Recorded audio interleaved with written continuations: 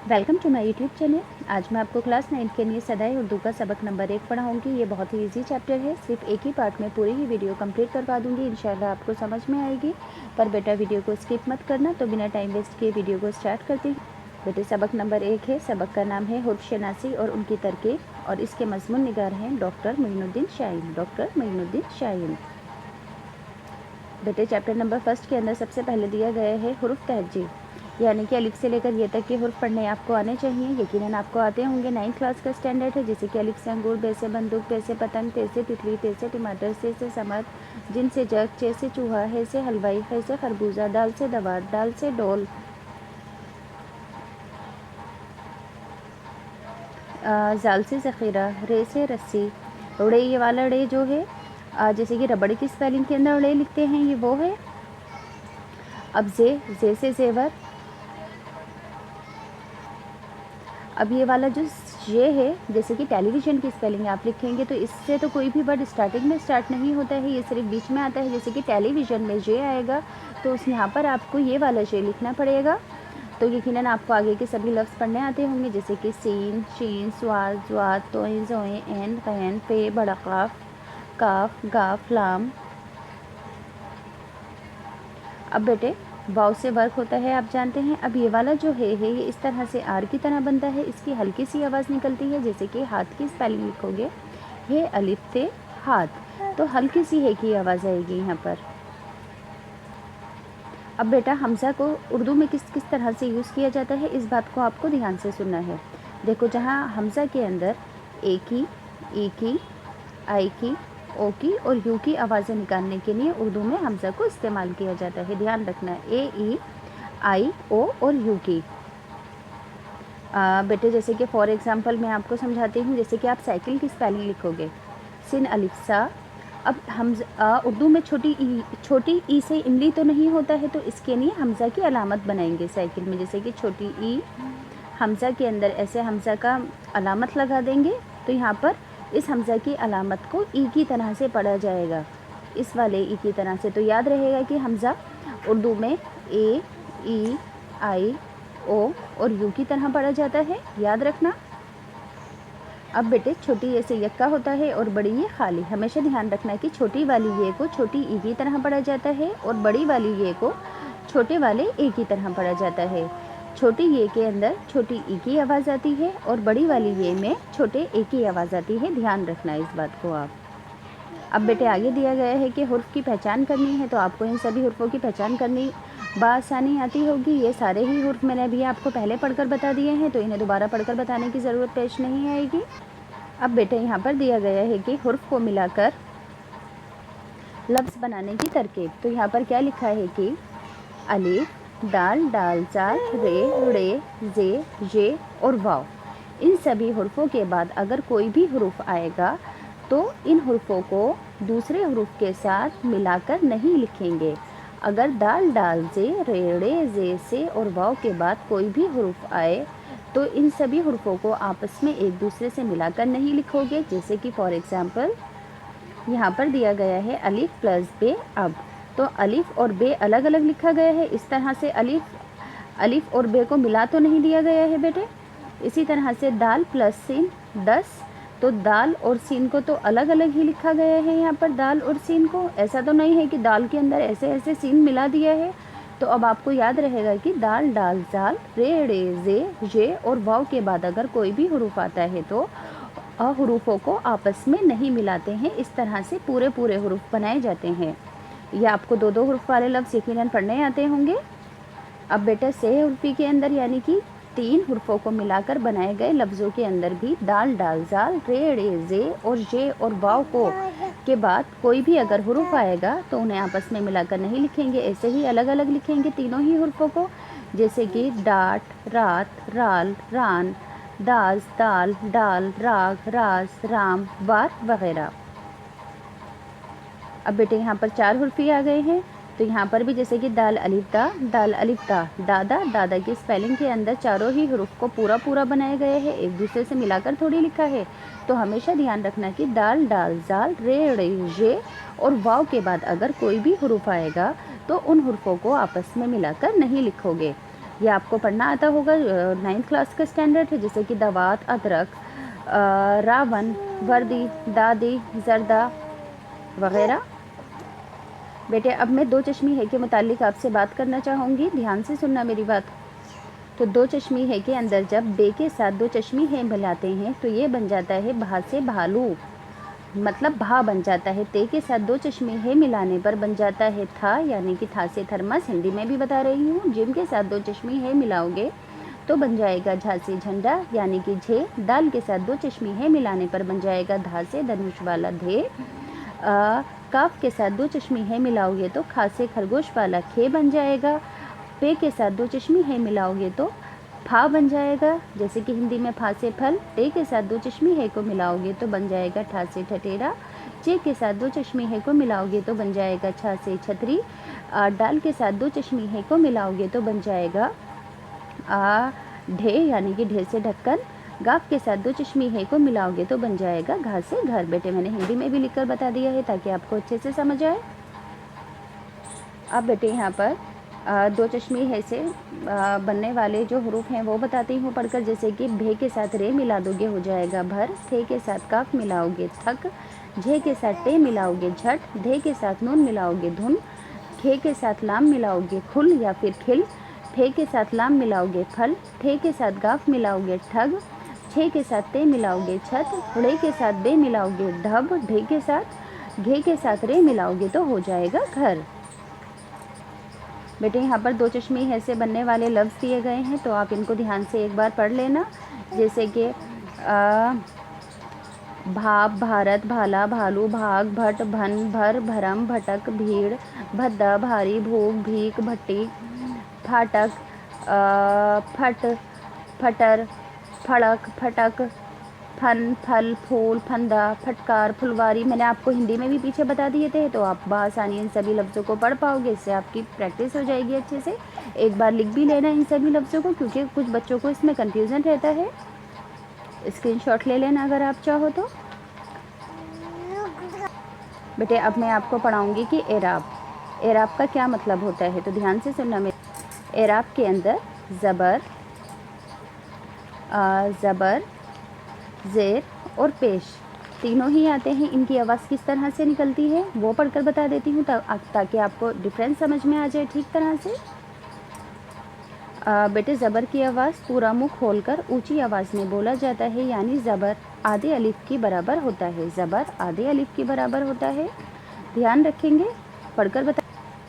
जैसे कि अलिफ ज़बर आ, अलिफ पे अब, दाल रे दर, दाल मीम दम, रे सिन रस, दाल सिन दस। समझ में आए, आधे अलिफ की बराबर होती है ज़बर की आवाज़। अब बेटे बात करते हैं ज़ेर की, तो ज़ेर के अंदर मुंह को कम खोलकर पस्त आवाज़ में बोला जाता है, यानी कि ज़ेर में ई की आवाज़ आती है। ज़ेर में छोटी ये की, यानी कि ई की आवाज़ आती है। मैंने बताया था ना कि जहाँ पर भी छोटी ये होगी वहाँ पर ई की आवाज़ आएगी, तो ज़ेर में छोटी ये की यानी कि ई की आवाज़ आएगी। पढ़कर बताती हूँ, जैसे कि अलिफ ज़ेर ई, अलिफ सिन इस, दाल नून दिन, दाल मीम दिन, रे सिन रिस, दाल सिन दिस। समझ में आ रहा है ना, छोटी ये की ज़ेर में छोटी ये की आवाज़ आएगी और छोटी ये में छोटी ई की आवाज़ आती है। अब बेटे बात करते हैं पेश की, तो पेश दोनों होठों को गोल करके आधे बाव की आवाज़ की तरह बोला जाता है। पेश आधे बाव की आवाज़ की तरह बोला जाता है। पढ़कर बताती हूँ, जैसे कि बेटा अलिफ पेश उ, अलिफ सिन पेश उस, दाल रे पेश तुर, दाल मीम पेश तुम, रे खे पेश रुख, दाल खे पेश दुख।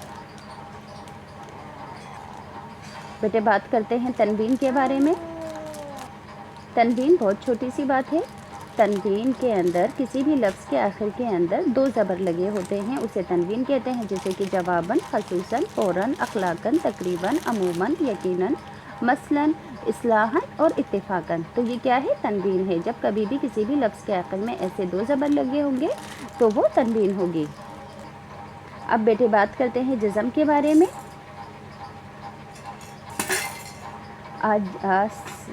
सकून यानी कि जज़म वाले हुर्फ को खामोश बोला जाता है। जैसे कि इसमें हिंदी के अंदर ये वाला जो आधा रे होता है ना, आधे रे की आवाज़ आती है। जिस उर्दू में जिस किसी भी हुरूफ पर जज़म लगा होगा, ऐसी अलामत लगी होगी, तो वहाँ पर वो हुर्फ आधा पढ़ा जाएगा। जैसे कि मैं आपको पढ़कर बताती हूँ ताकि आपको समझ में आए मेरी।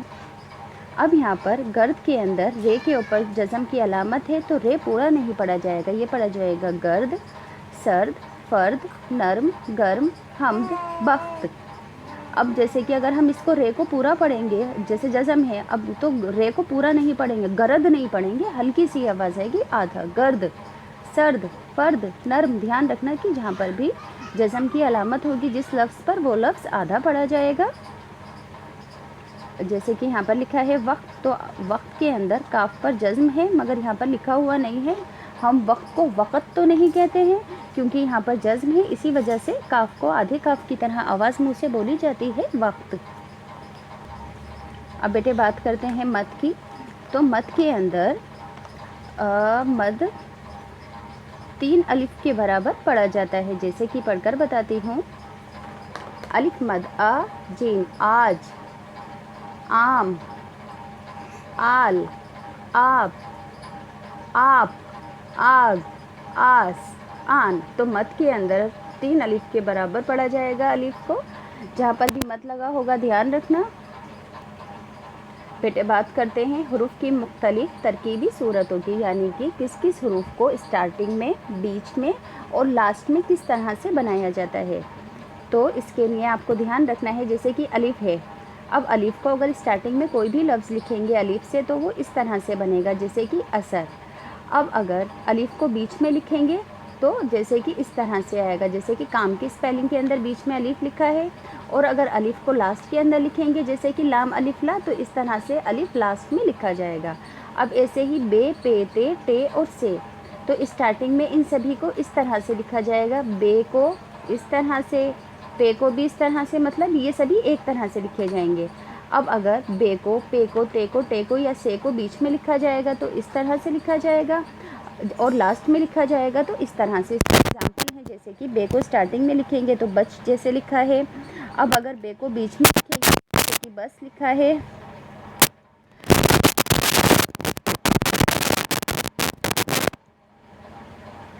अब बेटे इसी तरह से जीम, चे, हे, खे को किस तरह से आप पढ़ोगे। तो यहाँ पर अगर जीम, चे, हे, खे को स्टार्टिंग में किसी भी लफ्ज़ के अंदर लिखेंगे तो इस तरह से बनेगा, ऐसे, जैसे कि जिम, बेजब। अब अगर बीच में लिखोगे तो इस तरह से बनेगा, जैसे कि जिम, लाम, जल। और अगर लास्ट में लिखोगे बह, तो इस तरह से बनेगा, जैसे कि यहाँ पर लिखा है ना, बिजली और हज। अब बेटा है दाल, डाल और जाल। तो स्टार्टिंग में दाल इस तरह से बनेगा, जैसे कि दिन की स्पेलिंग। अगर दाल को बीच में बनाना है तो इस तरह से बनेगा, जैसे कि बदन की स्पेलिंग। और अगर दाल को लास्ट में बनाना है, जैसे कि बात की स्पेलिंग, तो लास्ट में दाल इस तरह से लिखा जाएगा। अब इसी तरह से है रे, रे, जे और से। अब अगर रे, रे, जे और जे से कोई भी वर्ड स्टार्टिंग में लिखा जाएगा तो इस तरह से होगा, जैसे कि रब की स्पेलिंग बीच में लिखा जाएगा तो इस तरह से लिखा जाएगा, जैसे कि परी की स्पेलिंग। और लास्ट में लिखा जाएगा इन सभी हुर्फों से लफ्ज़ कोई भी, तो जैसे कि तर की स्पेलिंग। अब बेटे ऐसे ही सीन और शीन है। अगर सीन और शीन से कोई भी लफ्ज़ लिखोगे वो स्टार्टिंग में आएगा तो सीन इस तरह से बनेगा, जैसे कि सीन बे सब। अगर सीन को बीच में लिखोगे तो इस तरह से बनेगा, जैसे कि सीन ड़े के सड़क या सीन छे सच। और लास्ट में सीन को लिखोगे तो इस तरह से आएगा, जैसे कि बेसिन बस। अब इसी तरह से है स्वाद और जुआद। तो स्टार्टिंग में अगर स्वाद और जुआद से कोई लफ्ज़ लिखोगे तो स्वाद इस तरह से बनेगा। स्वाद और जुआद को अगर बीच में लिखोगे तो इस तरह से बनेगा। स्टार्टिंग में स्वाद से कोई लफ्ज़ है, जैसे कि साफ़। अब अगर स्वाद बीच में आएगा तो ऐसे आएगा बसर। और अगर स्वाद को लास्ट में लिखेंगे तो इस तरह से बनेगा, जैसे कि खालिस। अब ऐसे ही है तोएं जोएं। तो तोएं जोएं से अगर कोई लफ्ज़ लिखोगे स्टार्टिंग में तो तोएं इस तरह से बनेगा। तोएं जोएं को अगर बीच में लिखोगे तो इस तरह से बनेगा, स्टार्ट, जैसे कि ताक की स्पेलिंग है। अब तोएं बीच में आया है, जैसे कि मतलब की स्पेलिंग। और अगर तोएं लास्ट में आया है तो ख़त की स्पेलिंग की तरह से। अब बेटे है यहाँ पर एन और गैन। अब एन और गैन से अगर आप कोई लफ्ज़ स्टार्टिंग में लिखोगे तो एन इस तरह से बनेगा, जैसे कि इल्म की स्पेलिंग। अगर एन गैन से लिखोगे और एन गैन बीच में आएगा तो जैसे कि लानत की स्पेलिंग। एन और गैन किसी भी लफ्ज़ के एन के अंदर आएगा तो जैसे कि मना की स्पेलिंग आ जाएगी। अब फे को अगर हम स्टार्टिंग से कोई फे ग्रुप से अगर कोई वर्ड लिखेंगे हम स्टार्टिंग में, तो फे को इस तरह से लिखा जाएगा जैसे कि फ़र्ज और फ़र्क। अगर बीच में लिखोगे तो इस तरह से होगा जैसे कि नफ़रत, और लास्ट के अंदर लिखोगे तो जैसे कि शरीफ। अब बड़ा वाला काफ से अगर कोई वर्ड लिखेंगे आप तो स्टार्टिंग में बड़ा काफ इस तरह से बनेगा जैसे कि कलम की स्पेलिंग। बड़े काफ को बीच में लिखोगे तो जैसे कि स्पेलिंग, और अगर बड़े काफ को लास्ट में लिखोगे तो स्पेलिंग। अब बेटे इसी तरह से है छोटा काफ और बड़ा काफ। तो अगर आप काफ से कोई भी वर्ड लिखोगे तो स्टार्टिंग में काफ इस तरह से बनेगा जैसे कि काफ अलिफ का, काफ बे कफ, काफ ले कल। अब इसी तरह से जैसे कि अगर आप काफ को बीच में लिखोगे तो इस तरह से लिखा जाएगा जैसे कि यहाँ पर यक्का में दिख रहा है जैसे कि फ़िक्र, नेक। अब इसी तरह से अगर काफ या काफ को लास्ट के अंदर लिखोगे तो ये हो जाएगा जैसे कि आग और यक्का। अब इसी तरह से लाम है, लाम से अगर कोई वर्ड स्टार्ट होगा तो लाम स्टार्टिंग में ऐसे बनेगा जैसे कि लाम की स्पेलिंग, लत की स्पेलिंग। अगर लाम किसी वर्ड के बीच में आता है तो इस तरह से बनेगा जैसे कि तल्फ और खल्फ। अगर लाम लास्ट के अंदर आता है तो इस तरह से बनेगा जैसे कि बल और कल की स्पेलिंग। अब है यहाँ पर मीम। तो मीम से अगर आप कोई वर्ड लिखोगे, मीम से स्टार्ट होता है तो मीम स्टार्टिंग में ऐसा बनेगा जैसे कि माँ और मत की स्पेलिंग। अब अगर मीम किसी हरूफ के बीच में आता है, किसी वर्ड के बीच में आता है तो जैसे कि यहाँ पर है अमल और हम, और अगर मीम लास्ट में आता है तो इस तरह से बनेगा जैसे कि गैन मीम गम। उम्मीद करती हूँ कि आपको अच्छे से समझ आ रहा होगा। अब बेटा इसी तरह से है यहाँ पर नून। अब अगर आप नून से कोई वर्ड लिखोगे तो नून इस तरह से 3 शक्लें हैं यहाँ पर बनी हुई जैसे कि नल, नमक की स्पेलिंग। अब अगर आप नून को किसी स्पेलिंग के बीच में लिखोगे तो इस तरह से लिखा जाएगा जैसे कि सांप और पंजाब की स्पेलिंग। और अगर आप नून को लास्ट में लिखना चाहते हो तो जैसे कि स्पेलिंग। अब बेटे इसी तरह से है वाव।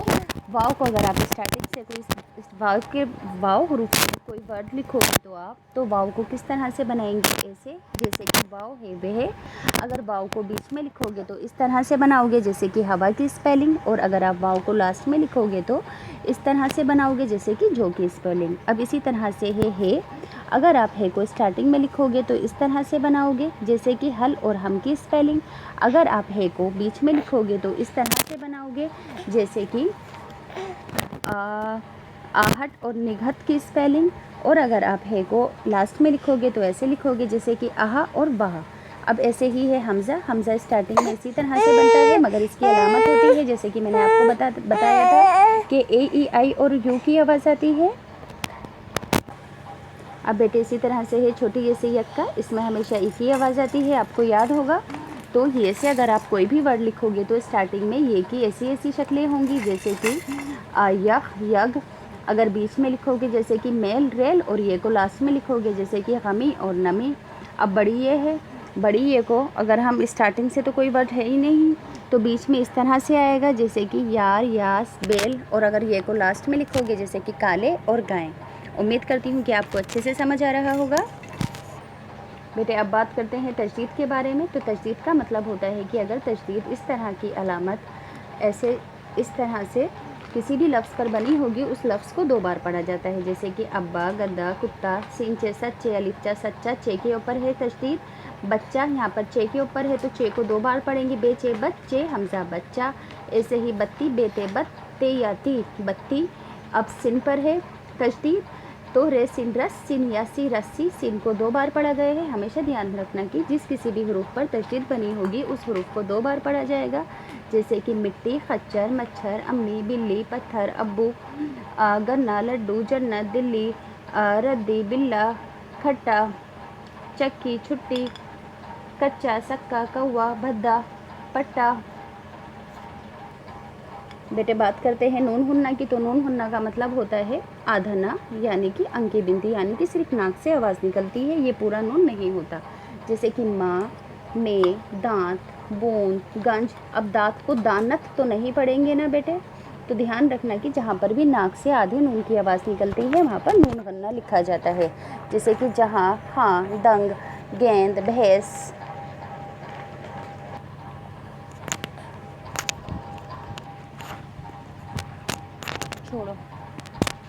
छोड़ो।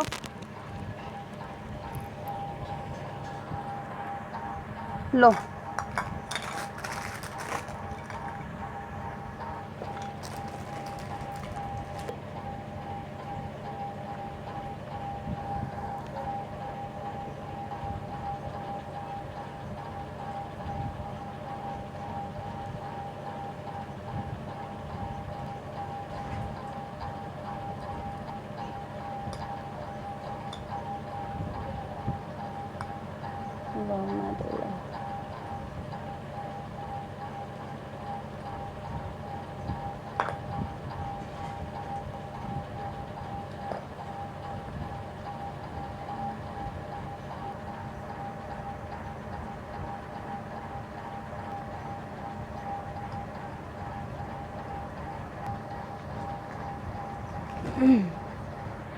बेटे सिट हियर।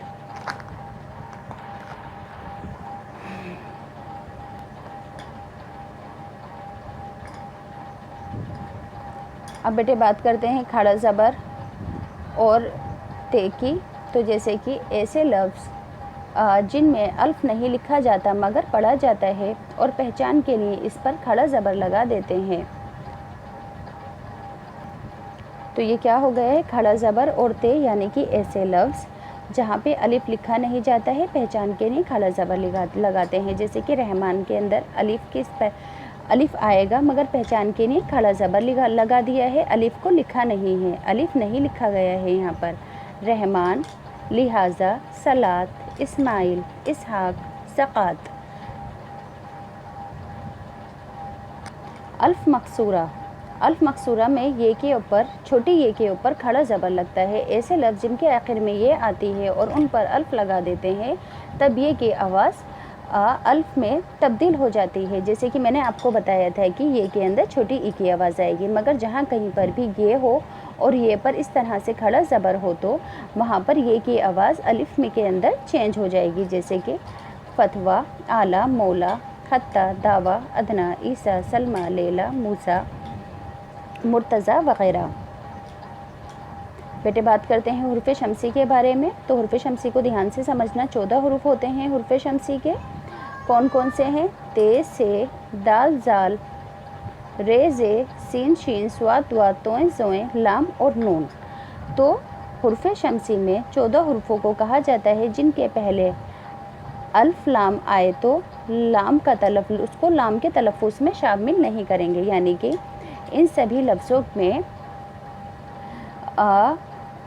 लफ्ज़ों से पहले अलिफ और लाम आए, अल्फ और लाम आए तो लाम को नहीं पढ़ा जाएगा। जैसे कि तारिकीन, अस्सवाब, मईनुद्दीन, अस्कर, अब्दुल रशीद, अब्दुल रहमान, अब्दुस्सलाम, अशम्स, असारुल सनादीर, ईदुल ज़ोहा। ठीक है बेटे, यहाँ पर लाम को तलफ़्फ़ुज़ के अंदर शामिल नहीं करना है, अलिफ को पढ़ा जाएगा। जैसे कि अत्तारिकीन, अस्सवाब, मईनुद्दीन, अस्कर, असारुल सनादीर, यहाँ पर लाम नहीं पढ़ा गया है। ईदुल ज़ुहा के अंदर लाम नहीं पढ़ा गया है। इसी तरह से इतलाक, अज़्ज़ल्म, अल्लाह। बेटे बात करते हैं हुर्फ़ कमरी की। तो हुर्फ़ कमरी में उन हुर्फ़ों को कहा जाता है जिनसे पहले अगर अलिफ लाम आए तो लाम को बतौर तलफ़्फ़ुज़ शामिल किया जाता है। यानी कि बे, जीम, हे और खे के अंदर। यानी कि यहाँ पर इन सभी हुर्फ़ों के साथ जीम, हे, खे, एन, ग़ैन, फ़े, काफ, बड़ा काफ, मीम, वाव वग़ैरह के अंदर अगर लाम या अल्फ आए तो उसमें लाम के तलफ़्फ़ुज़ को पढ़ा जाएगा, ऊपर पढ़ा नहीं जाएगा। और यहाँ पर इन सभी लफ्ज़ों के साथ पढ़ा जाएगा। पढ़कर बताती हूँ। जैसे कि अब्दुल बारी, अल बलाग, अब्दुल जब्बार, अब्दुल हफ़ीज़, अब्दुल खलाक, एन से अब्दुल अलीम, अल ग़र्ज़, अल फ़ारूक, अल कम्र, काफ से अल कबीर, अब्दुल मजीद, खैर